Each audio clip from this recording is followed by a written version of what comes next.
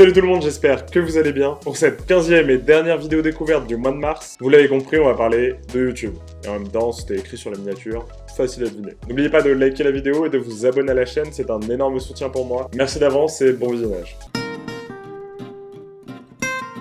Dites-vous que ça fait seulement 19 ans que YouTube existe. Et en vrai, c'est très peu. La plateforme a été fondée en 2005 par Shadurley, Steve Chen et Jawad Karim. Tous étaient des anciens employés de PayPal. Du coup, forcément, ils connaissaient bien l'industrie informatique, mais aussi la technologie. Et comme beaucoup d'autres startups de la Silicon Valley, alors c'est un peu cliché, mais oui, leur activité a commencé dans un bureau aménagé à l'intérieur d'un garage. Je vous l'avais dit, un peu cliché. L'idée de créer YouTube est apparemment née lors d'un dîner entre les trois fondateurs. Un an avant le lancement, ils se disaient qu'il était difficile de partager ou même de trouver des vidéos en ligne sans tomber sur des sites un peu bizarres. Et apparemment, Jawad Karim, lui, voulait revoir un moment qui s'était passé au Super Bowl en 2004. De base, la plateforme devait être un site de rencontre basé sur l'utilisation de vidéos. Finalement, et heureusement, en vrai, les créateurs ont renoncé à cette idée quelques jours après le lancement. La première vidéo YouTube va être postée le 24 avril 2005 par l'un des fondateurs. Jawad Karim poste une vidéo de 18 secondes qui s'intitule Me at the Zoo. On voit le jeune homme au zoo de San Diego devant l'enclos des éléphants. Cette vidéo, qui n'a pas énormément d'intérêt, mis à part le fait d'être la première à avoir été publiée sur YouTube, cumule quand même plus de 300 millions de vues aujourd'hui. En vrai, je vais peut-être essayer de refaire la même vidéo, hein. Peut-être que ça peut faire les 300 millions de vues.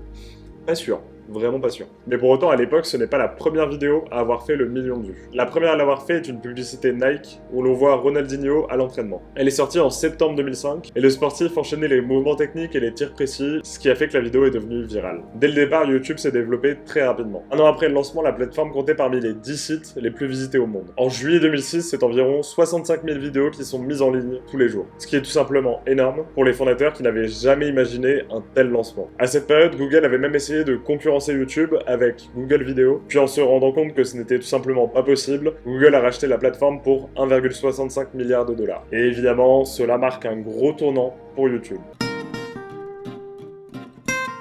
Dans les années qui ont suivi, la plateforme a continué à énormément se développer. En France, YouTube a littéralement détruit son concurrent, Dailymotion. YouTube a commencé à multiplier ses fonctionnalités, comme par exemple le fait de pouvoir regarder les vidéos sur smartphone ou sur tablette, parce que oui, maintenant ça nous paraît anodin, mais au début ce n'était tout simplement pas possible. Il y a aussi eu l'intégration des vidéos en haute définition, les sous-titres en 2010, et il y a aussi eu l'évolution de l'interface qui a été impressionnante. Je vous mets quelques photos de la plateforme de 2005 jusqu'à aujourd'hui. Puis il y a aussi eu l'arrivée des partenariats entre les marques et les créateurs de contenu, ainsi que les publicités qui ont été intégrées pour pouvoir rémunérer les créateurs, mais aussi de permettre à la plateforme d'avoir un modèle économique qui est viable. Plus récemment, en termes d'innovation, on a eu en juillet 2021 l'apparition des shorts qui sont là pour concurrencer TikTok et Instagram avec des vidéos courtes. Grâce à ces nombreux développements, et encore je ne vous ai pas tout cité, YouTube n'a jamais arrêté de grandir. Selon vous, est-ce qu'on pourrait se passer de YouTube? Personnellement, je pense que tout dépend à qui vous allez poser la question. Évidemment, la réponse sera majoritairement non pour les nouvelles générations, et je dirais même pour toutes les personnes nées après 1990.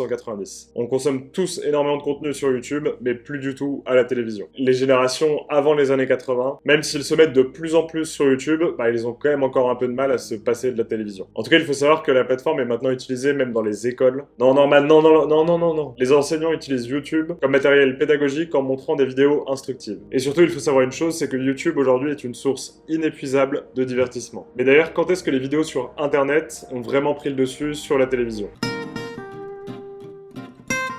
En 2012, un cap symbolique va être passé. Le clip Gangnam Style de l'artiste coréen Psy va dépasser le milliard de vues, qui est d'ailleurs aujourd'hui dépassé par Baby Shark. En France, on a pu aussi observer ce phénomène. Les vidéos sur Internet n'ont plus rien à envier à la télévision, bien au contraire. On peut prendre l'exemple de Cyprien qui arrive à cumuler en moyenne 5 millions de vues et 3000 commentaires sur ses vidéos en 2014. Des chiffres que la télévision atteint très rarement. De plus, YouTube correspond beaucoup plus à la nouvelle génération, qui retrouve du partage et de l'interaction sociale, chose qu'on ne retrouve pas forcément à la télévision. Et vous le savez déjà, mais la télé a énormément dénigré les créateurs. Déjà en 2015 avec Natou, et aussi la très célèbre interaction entre notre Squeezie national et Thierry Ardisson qui a eu lieu en 2017. Le Squeeze en a même reparlé sur son documentaire récemment sorti sur Amazon Prime. Félicitations d'ailleurs pour le doc. Si jamais tu tombes sur la vidéo, jamais. Le passage à la télévision de Squeezie a été marqué par des commentaires condescendants de la part de l'animateur. Il a aussi complètement dénigré ce nouveau métier de créateur de contenu. Mais heureusement aujourd'hui tout a changé et les créateurs YouTube peuvent aussi produire des vidéos avec des budgets conséquents. Ce qui forcément accentue l'attractivité par rapport à la télévision. Et d'ailleurs, je vais vous donner quelques chiffres assez fous.